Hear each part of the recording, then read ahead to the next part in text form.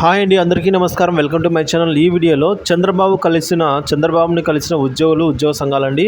So ఈ మేరకు 30% IR కోరిక పూర్తి వివరాలు ఈ వీడియోలో తెలుసుకుందాం. వీడియోని ఎక్కడే స్కిప్ చేయకుండా ఎండ్ వరకు చూడండి, అప్పుడే పూర్తి ఇన్ఫర్మేషన్ అర్థమవుతుంది. వీడియోకి ఒక లైక్ చేయండి ఫ్రెండ్స్. వీడియోలోకి అయితే వెళ్ళిపోదాము ఫ్రెండ్స్. ఇక విషయానికి వచ్చినట్లయితే విద్యారంగం సమస్యలపై అయితే ఉపాధ్యాయులతో చర్చించాలి అని ఎస్టీయూ తీర్మానం చేసింది.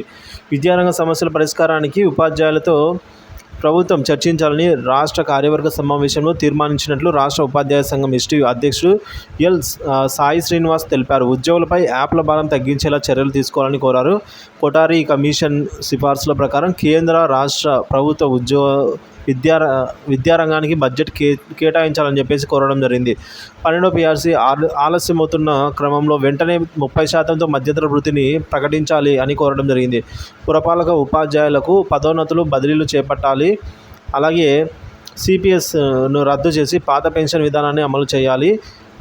సిబిఎస్ఈ విధానాన్ని తొలగించి రాష్ట్ర పరీక్ష విధానం అమలు చేయాలి అని చెప్పేసి ఆదివారం ఒక ప్రకటన ద్వారా కోరడం జరిగిందండి. సో ముఖ్యంగా ఇక్కడ మనం చూసుకున్నట్లయితే 12వ పీఆర్సీ ఏదైతే ఉందో అది ఆలస్యమవుతున్న క్రమంలో 30% మధ్యంతర వృత్తితో వెంటనే ప్రకటించాలని ఈ మేరకు ఎస్టీయూ తీర్మానం చేసిందండి. సో ఈ మేరకు చంద్రబాబు గారిని కూడా కోరడం జరిగింది. సో ఈ ఉద్యోగ సంఘాలంతా కూడా చంద్రబాబుతో డైరెక్ట్గా వెళ్ళి ఈ మేరకు వినతి పత్రాన్ని కూడా అందజేయడం జరిగింది.